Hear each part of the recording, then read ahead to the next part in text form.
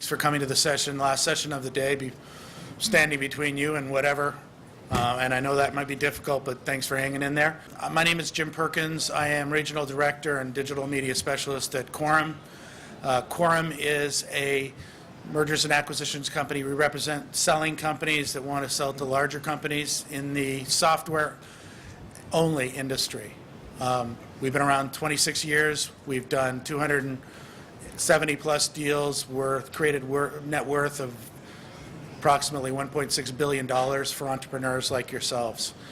Myself, I've been in the video game business for 22 years, been a software publisher, been involved in the development of games, sold two of my companies, software companies, and also bought companies and invested in companies. So have a lot of experience and have experienced what you are going through now or what you will go through in terms of selling your company and growing it, selling it, and so forth.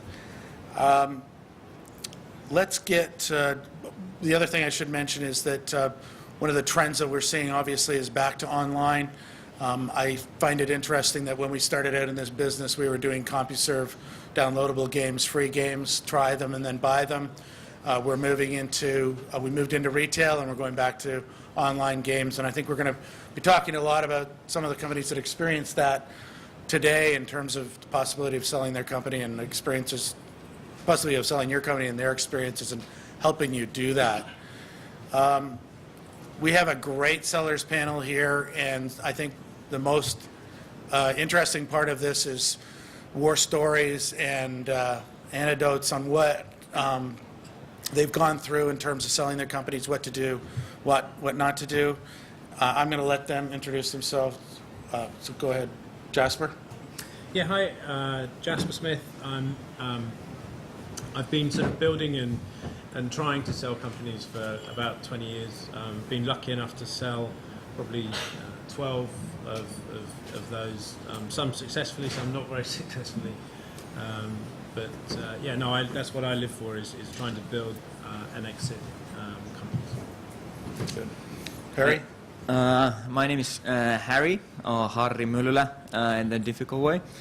Currently, I'm CEO of Star Arcade. We're in the gaming space, and my chairman just whispered to my ear right before I walked in here, "Why, you're on the sellers panel? Do you have a surprise for me?"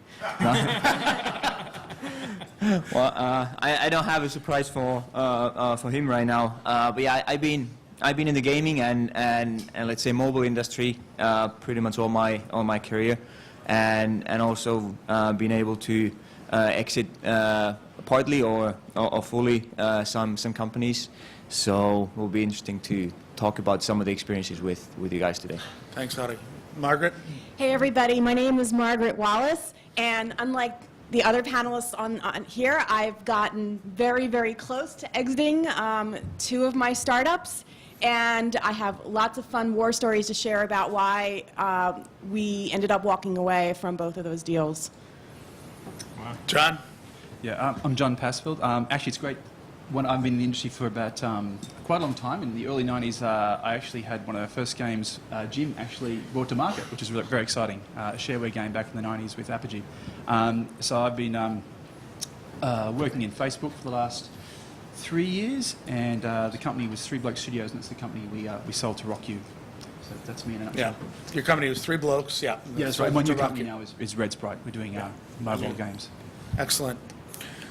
All right, well, what we're going to do is we're going to ask a series of questions of the panelists, and I encourage you to get involved towards the end of this. We'll try to include everybody's questions, but let's start by understanding a little more about the company that you sold, Jasper.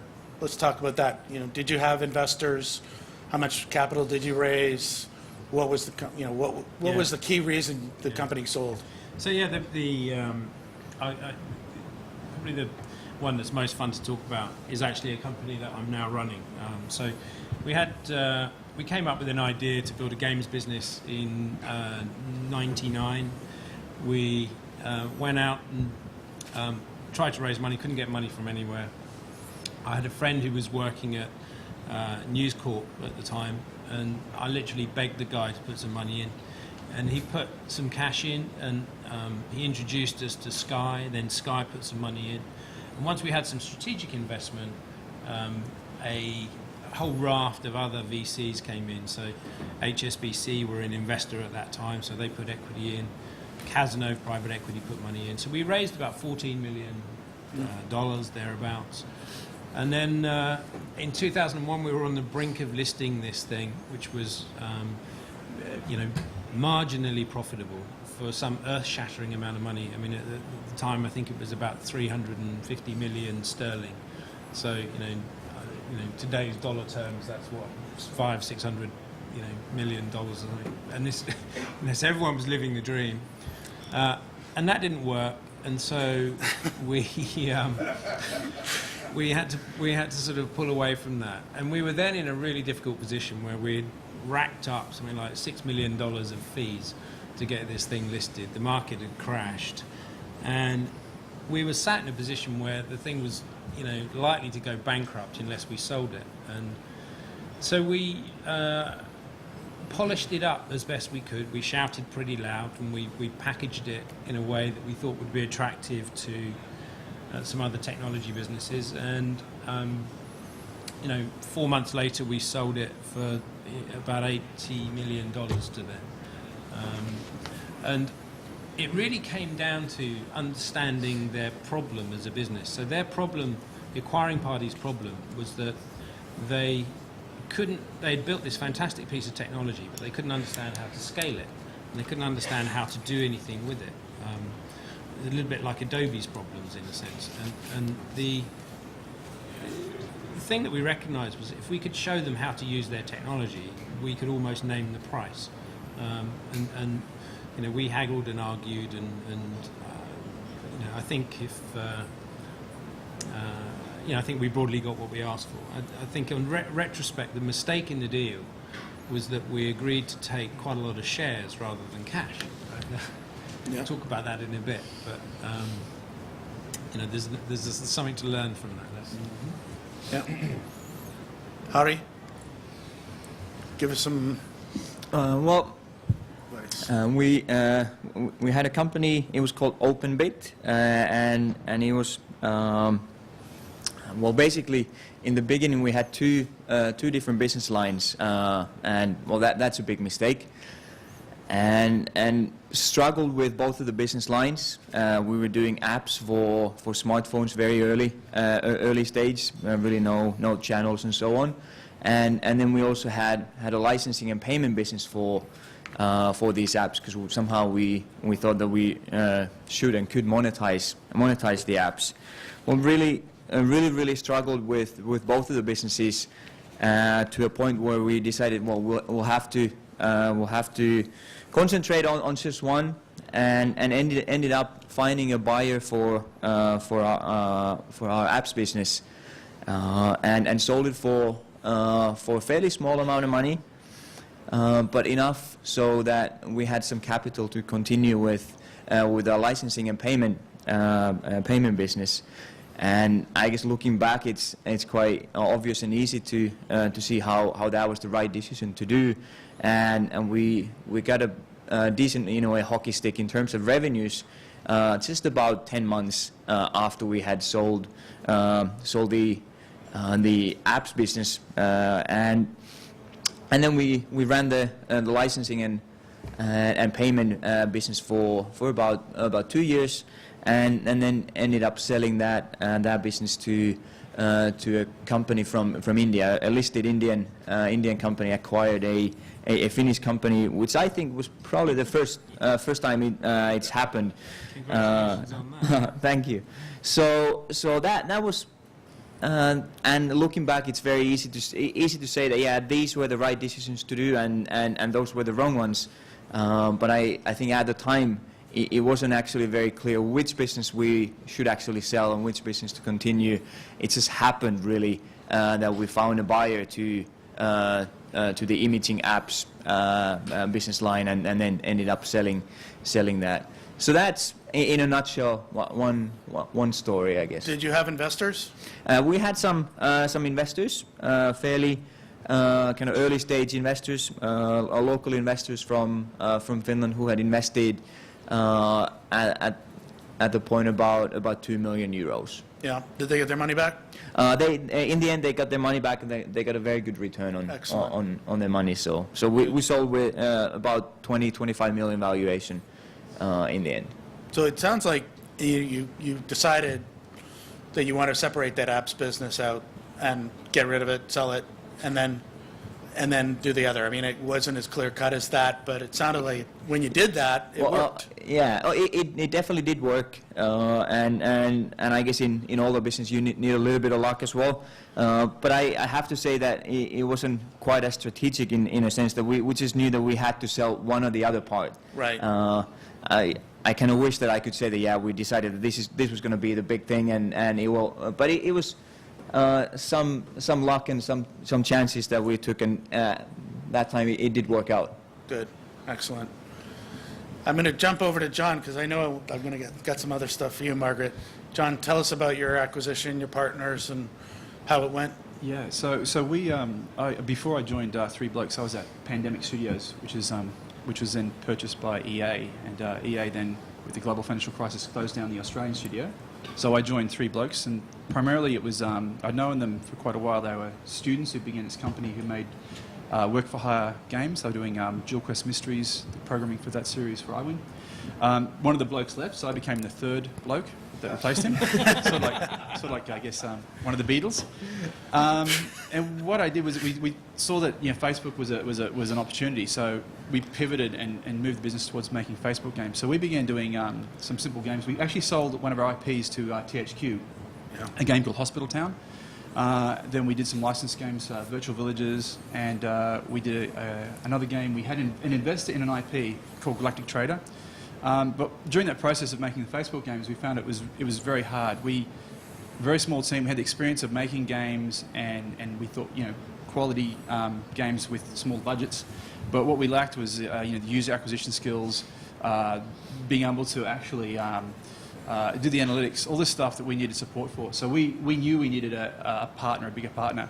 As luck had it, we had people started knocking our doors. So we actually had a VC company who was interested in investing in us. As everyone here probably has had happen to them, Zynga flew us over, and we met with those guys. That was more of a potential of could they hire some of us up. So it wasn't really an acquisition offer, that was more of a hiring situation. And we had RockU also got in touch with us based on Galactic Trader. They loved the game. And another third-party publisher was then also interested. So we had a great opportunity where we knew we needed to have a partner, and suddenly we had three options to choose from. Did you plan? I mean, did you have an acquisition in mind when you were putting all this together? You were thinking about it. Yeah. Well, we actually prior to that we'd actually hired now Australia is very bad with VCs, and I was reading just recently that the total amount of money spent on venture funding in Australia, I believe just 3 Aussie companies alone in the US, just on Sand Hill Road, the investments of just 3 Australian companies was more than the total invested in Australia. So it's not a very good market for VC investing.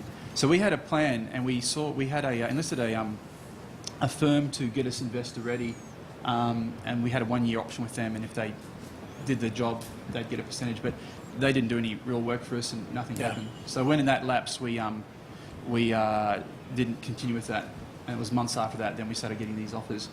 But so we did have that in mind. So we did make sure we had when I joined the Blokes, we made sure we had a really strong shareholders agreement in place. We made sure we trademarked the IP, and we set up proper business structures in place for taxation and accounting. So we did think of that in the long term. That's good. So you did prepare. You had a plan. You prepared. Exactly. And you had multiple buyers. That's right. And it was just purely lucky, I think, that we're in the right spot at the right time with a product. With Facebook was very hot, and it worked really well for us. But you were ready. Exactly. Yes. There was no hitches. How long did the process take? The actual acquisition process with RockU was 2.5 months, so it was very quick. But we can talk about the disasters and the war stories. Yeah, we'll talk about that after. But the whole acquisition happened, and yeah, very quickly. And out of all the partners, I mean, RockU had we flew over, met with them, and they had a great plan in place, and they just hired up an executive from EA, and had a really strong portfolio of games. So that was exactly what we're looking for. Somebody to help us with user acquisition, the whole growing our company. And yeah, that was the perfect Thanks. partner, we thought. Great, John. That's a good story. We'll hear what about happened later. Exactly. But you actually sold the company, so that's good. That's right. That's good. So let's talk about some attempts to sell the company, and we've all been through this. Margaret, give us some insight into what you did to prepare your company for sale and what happened. Sure thing. Give So one example. absolutely. So the company in question I can discuss pretty freely is a company called Skunk Studios. They're still in existence today, based in San Francisco. It was my first startup that I was of which I was a co-founder. I had been part of startups which sold a company, PF Magic, sold to Mindscape Mattel, the learning company. Shockwave eventually sold. But when I co-founded Skunk Studios, my first startup, it was like the garage band. So we were essentially a lifestyle business, and we had some early success in creating original IP. And by the time we had a serious buyer interested in us, we did have, at the time there were 3 main sort of publishers in the space. And when I jog my memory, they were kind of sniffing around my company, because even though we were a 5-person company, we had at least two of our games, which are still selling today, which were, I wouldn't say breakout hits like on the level of a Bejeweled, but they were pretty successful games in their own right. And so, but no, we didn't really pursue the acquisition discussions, but this one publisher really pursued us. And at the time, I can say the offer was to purchase us for $10 million. Not bad for a lifestyle business of 5 people, who were all, by the way, equal owners, which, okay. There's another good lesson. There's another really good Getting lesson. 5 people on the same Yeah. plan is difficult. Yeah, and so, I mean, there's a bit of a happy story to this, but a happy ending to this. But basically, the one company that really pursued us pretty heavily had this pretty excellent offer, $10 million. We spent about 2-3 months negotiating with them pretty heavily, and at the 11th hour, after we converted from an LLC to a C corporation, we had racked up about $30,000 in legal bills, which, by the way, we got them to pay us for after the deal fell through. We strong-armed them. At the 11th hour, in classic fashion, if you know their reputation, which I did, and I should have known better, they changed significant parts of the deal. And so what was a combination of cash and stock became way more weighted on the stock versus the cash.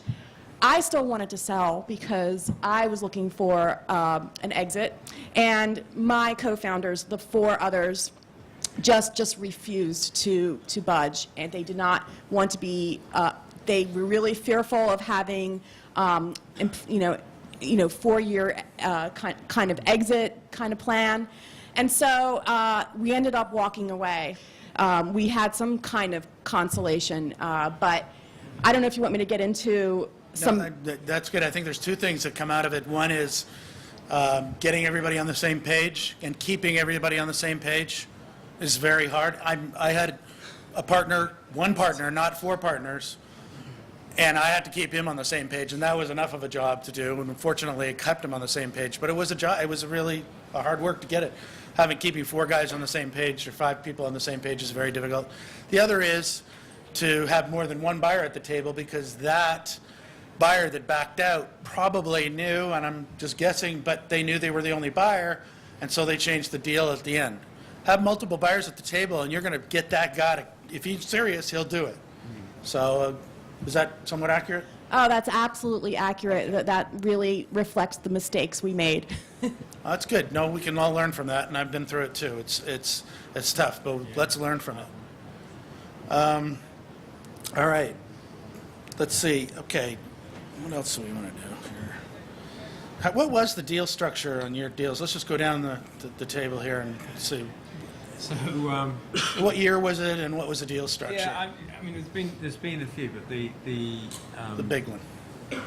yeah, the last significant one was again a games-based business, and we had been arguing with the buyers for some time about the value and all the rest of it. And we got to a point where we thought the value was good, and they were a listed business in California called Open TV, and we were pretty convinced their stock was, and we were pretty naive, so we were pretty convinced their stock was going to go up. And we ended up doing a deal with them where we sold our business, and we agreed, we shifted it from, I think it was a 25% stock, 75% cash. We shifted for some odd reason, we reversed that round. So it was the other way. Yeah. On the basis that the shares weren't locked up. So we did the deal, and that was great, and we were all, What happened to the stock after? and then the stock tanked. Right. And there was no way you could ditch this stock for love nor money. So you were just sat there with millions of dollars, just going. Ka-chung, ka-chung, ka-chung. So the advice on that, the moral of that one is, if they offer you stock, say, give me cash and I'll buy some of your stock. But That's a really good rule.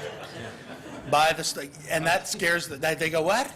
But no, I'll buy it. Just give me the cash and I'll buy the stock. And that's a very, very good thing to go back to the buyer for. I did exactly the same thing on one of my deals, and that they backed off.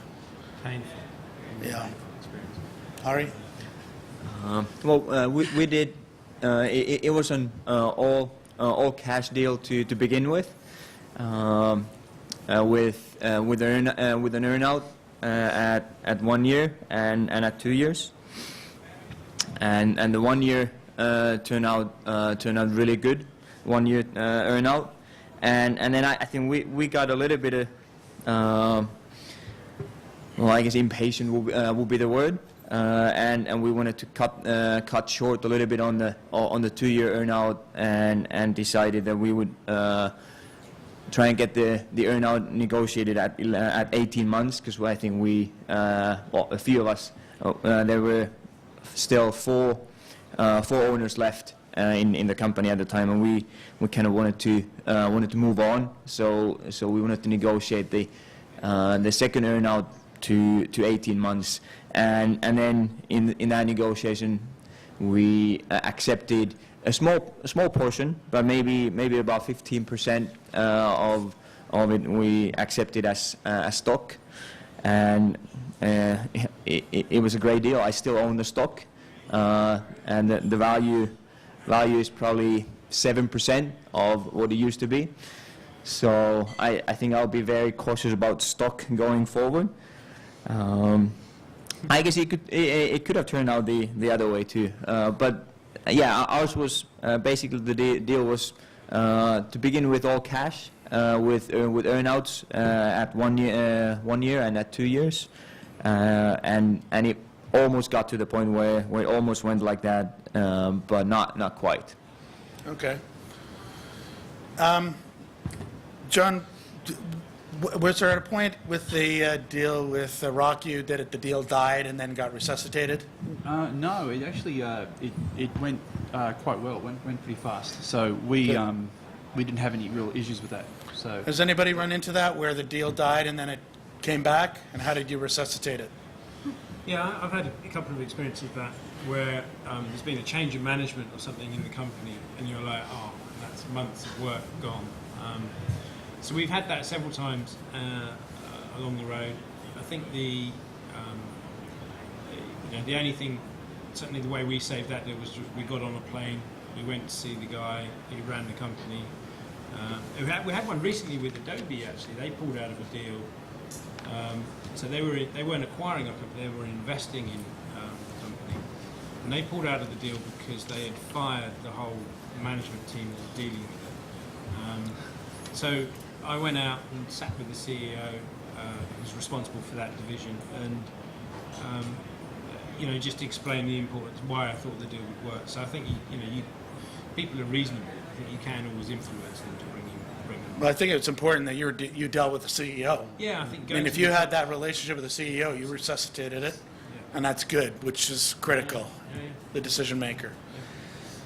What are, Margaret, maybe you could give us some of your hardest moments in terms of, you know, what were the most emotional moments when you're going through these deals? Well, in this one instance, my memory is getting much more clear since we spoke yesterday, so I'm having more. Sorry. There were, no, I mean, it was a good thing and I know Jay knows exactly who I'm talking about because he's like, yeah. One of the things that was a real sticking point for us that was they did tie some of the cash and stock to certain incentives, but the incentives would have been ultimately completely out of our control. Right. And so that just felt like a losing proposition out the gate. And so that was something that was a real sticking point for us, in addition to changing the deal at the 11th hour. Something I would have really looked at closely had the deal gone through, and knowing what I know now, I would have really spent a lot more time defining, sure, you know, the ideal is the ideal is cash and walk away if you can. But for a lot of the kind of business I run, it's really often a talent acquisition. So, you know, in addition to what a 2 or 4 year earnout would be, because, you know, we're all expecting things to go well, to really iron out up front what would happen if it doesn't go well, if you're constructively terminated, if, you know, what happens if they change your position in a major way.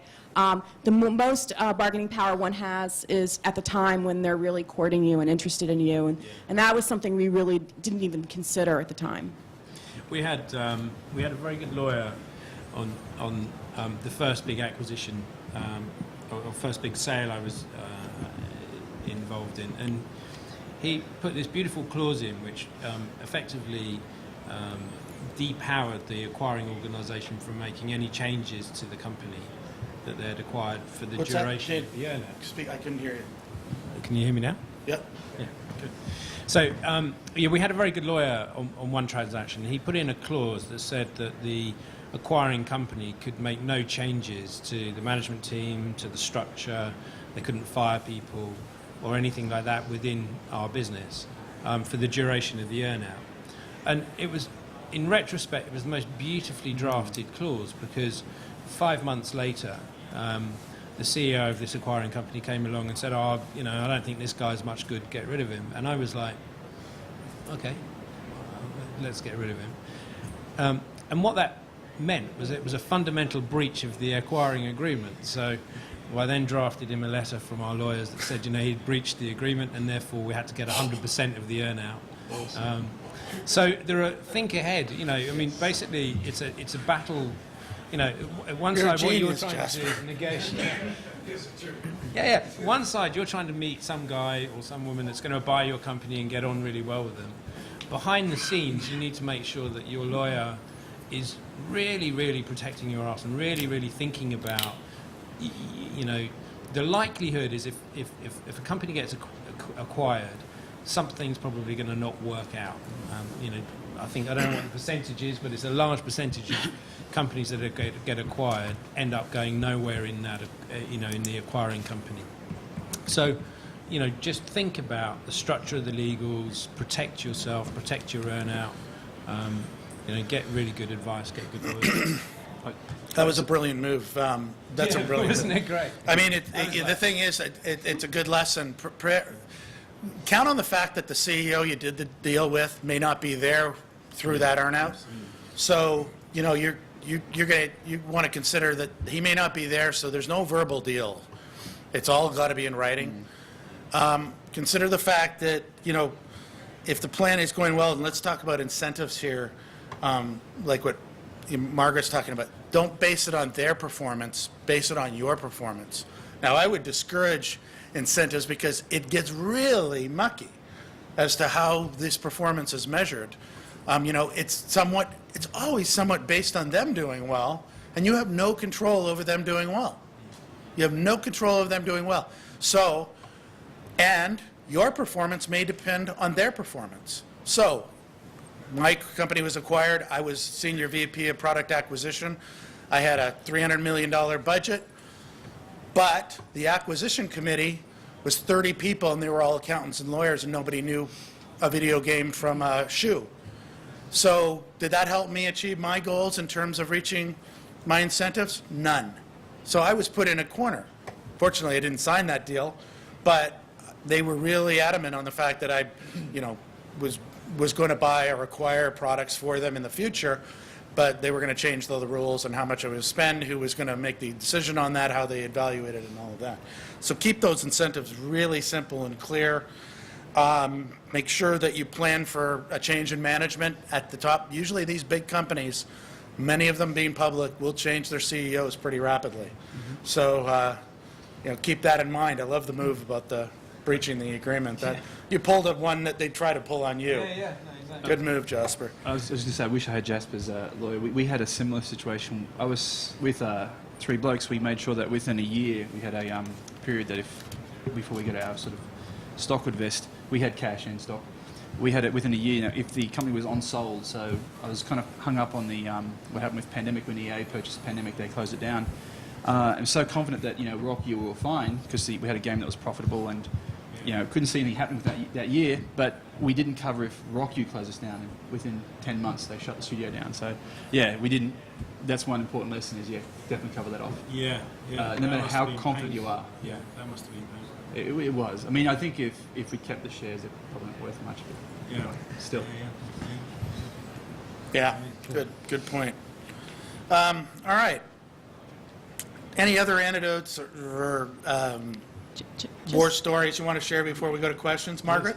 Okay. Oh, just really quickly, I had a company that was venture funded, and speaking to the topic of attorneys, I don't know how many people have a venture funded company, but in the United States, your attorney's fees are essentially paid out of the pool that the that the investors give you. So it's really important to find an attorney.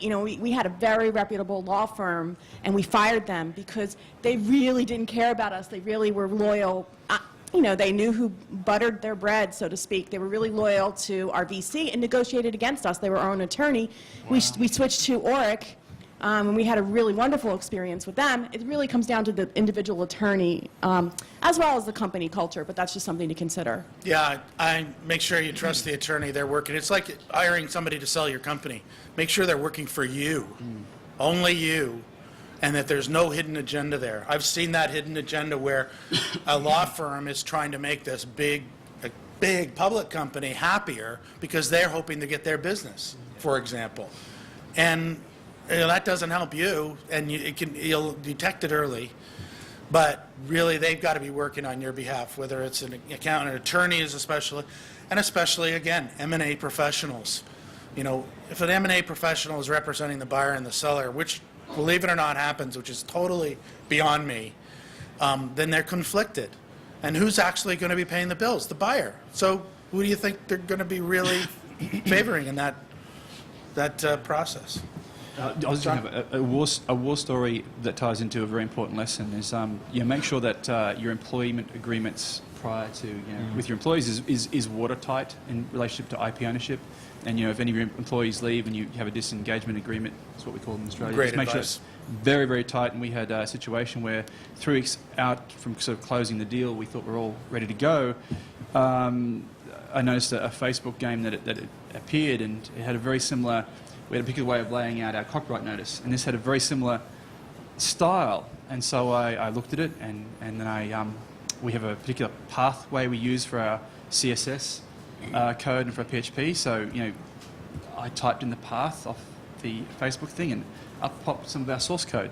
So somehow this company had got hold of that. And so the big lesson there was we called the company CEO and said this is what happened, and they were very kind of glib about it, which was a bit disappointing. But we knew we were in the right, but just our agreement it was enough vagary there to sort of put doubt that maybe there was a reason someone could take some of our code and use it.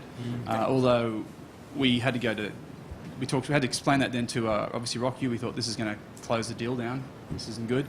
And they said, look, just sort it out. So we ended up going and arbitrating, and we were right. And so the other company ended up licensing that code. But it was just basically a lot of undue stress, a lot of extra money we had to spend doing that. So be really, really diligent with having really strong employment agreements and contracts, and really clearly spell out who owns what. Yeah. So it's a very, very important. Yeah, that's a good point, John. Those acquirers or buyers are really, really picky on who owns the IP, and you've got employment agreements that specifically state that anything they created is your property as a company. They want to see those in place, and sometimes they might not be in place. Get them in place ahead of time. You don't want any surprises there. And if there are things that go wrong, like in John's case, this popped up at the last minute, immediately bring it up. Yeah. Don't hide it. Don't sweep it under the rug. Be upfront about it. They want to know up front. Usually it doesn't kill the deal, unless it's just something giant. But it usually doesn't. In one of the acquisitions that I did, the seller was totally upfront. There were some problems here. I knew them 3 months before we actually bought the company, and he actually was better. He was more able to deal with the problems with our help to get the deal done than if he had hidden them, and then after the fact it would have become bigger problems. So some good lessons there. I think, so I was just saying, I think one of the other ones is that Margaret was talking about is just alignment, and just making sure that the management team is really got the same objective as you have in terms of getting out the other side. And I had one example where the co-founder of this company I had set up called Zappa. We were selling it to this other company, and just as we were trying to sign this agreement, which had been fairly tortuous anyway, he was in the next door room throwing cups at the wall, saying, "There's no way I'm working for that guy." And I'm like, I've got like $1 million or so, $2 million. It wasn't a huge thing, but I was just like, oh man, this is not going well. So I think just be really aligned. And then I think the other thing is, selling a company is a bit like going to war in a sense. You have to be really organised about, who's saying what, how information's disclosed, what models are going to people. And acquiring companies and acquirers are generally pretty diligent because they're backed by, they've generally got more money, more accountants, more lawyers, and all the rest of it. And so, changing business models and things, and changing the way things are described, I think is been disastrous for us several times. So, my two things are make sure there's someone driving the deal that forces alignment in the company, and make sure that the flow of information is really controlled, and read it, reread it, and read it again before it goes out. Yeah, incredible advice from all of you. Hari, do you have something? I think on that note, trying to keep things aligned. Also, I think at least from my experience, it's very important to try and keep in a way the buyer side also aligned a little bit, so that the communication is not just to one person or to one or two persons within the company and their lawyer, but just trying to talk with, I don't know, pretty much all of the management team, trying to get their feedback.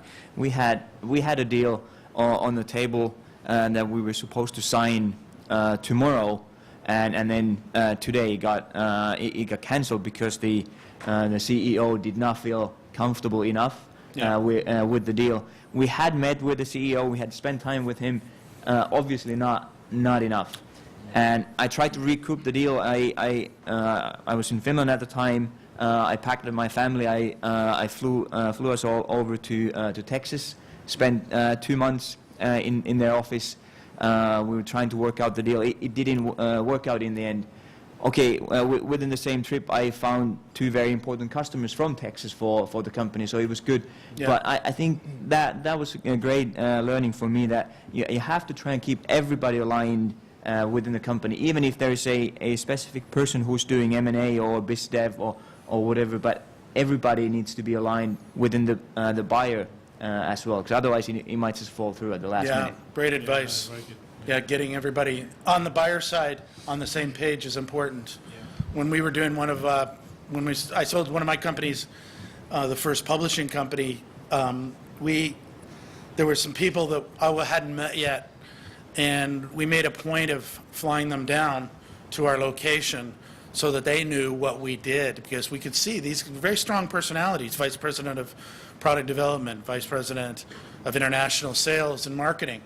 And the CEO of the buying company said, you don't need to meet those guys. They're on board.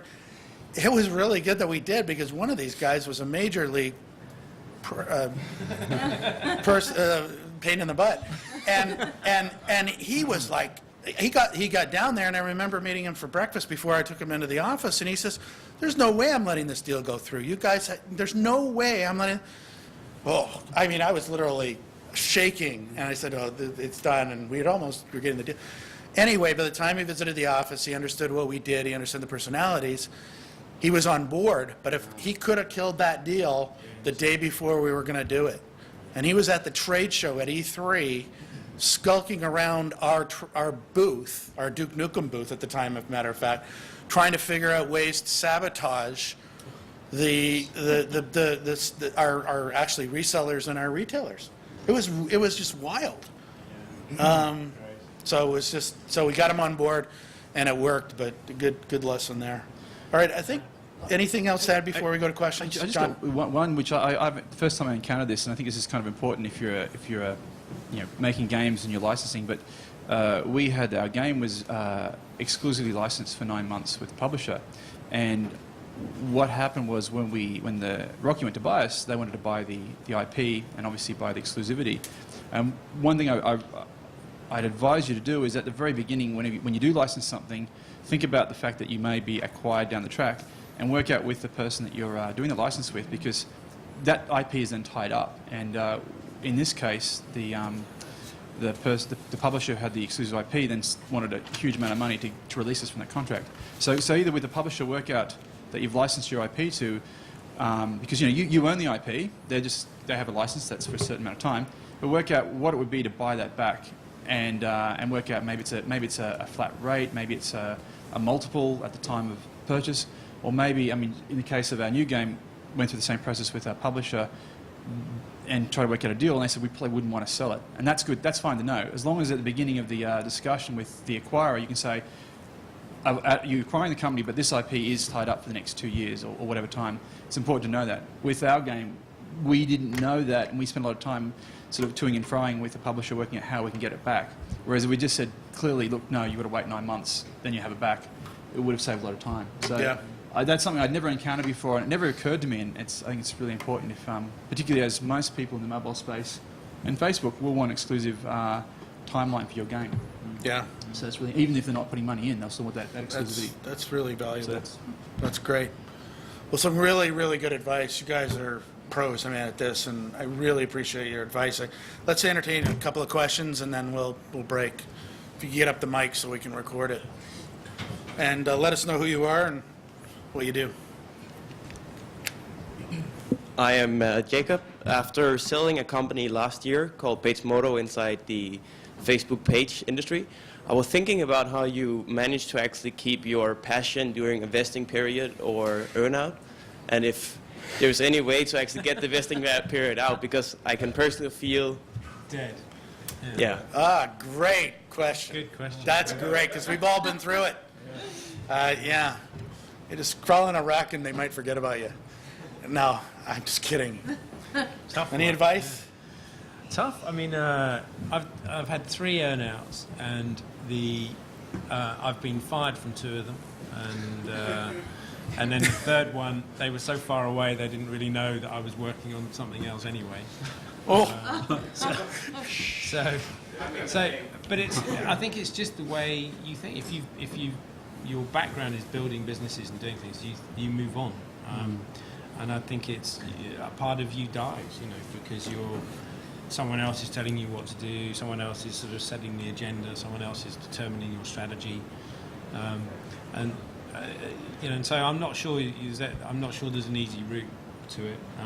That said, I don't know who you sold to, but some of the bigger companies, have been very good at nurturing talent, and I think there's a cultural change now around acquiring businesses, where companies are much more understanding than they were.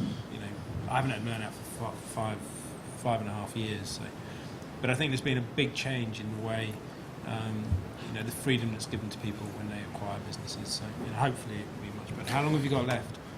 1 month. Oh, okay. Wow. you're fine. You're in good shape. You're fine. You're in good Good shape. for you. Yeah. At least for me, we cut the earn-up period short, so I think that kind of tells you a lot, and very often I do wonder why do the acquirers actually want to have such long earn-up periods, because very rarely have I seen it really work, and in our case it did work for our advantage. It was good for us, but honestly it didn't work for the buyer. I originally had 3 more years, but because of another acquisition of the company, it was cut down to Yeah, good on you. Good. That's a Great. good plan. Very Yeah. good. Yeah, tough. The earnouts are going down in the experience that we've had, and we're doing a deal, we're doing about 12, 14 deals a year in tech and M&A, and we're seeing less and less in that retention of the key owners, maybe 2 years, year and a half. But the buyers are realizing we're entrepreneurs. We've got to get on with life. We can't be living in a company of 1,000 people, in a different location. So it's good for everybody, I think. Yeah, I think And that's so. part of the negotiation process 2 too. years is, I think 2 years is fair. 2 years is Yeah. fine. But Yeah, that's right. 3, 4 Jasper. year earnings, I think you just lose. Life changes so much in that time. Industry changes. So much. And you're like, you sell into a business based on, whatever the metric is and whatever the dreams be. It's hard to keep that going for a long period of time. Any other questions before we wrap up? All right. Well, thank you, panelists, for joining us. Jasper, Harry, John, Margaret, thank you very much.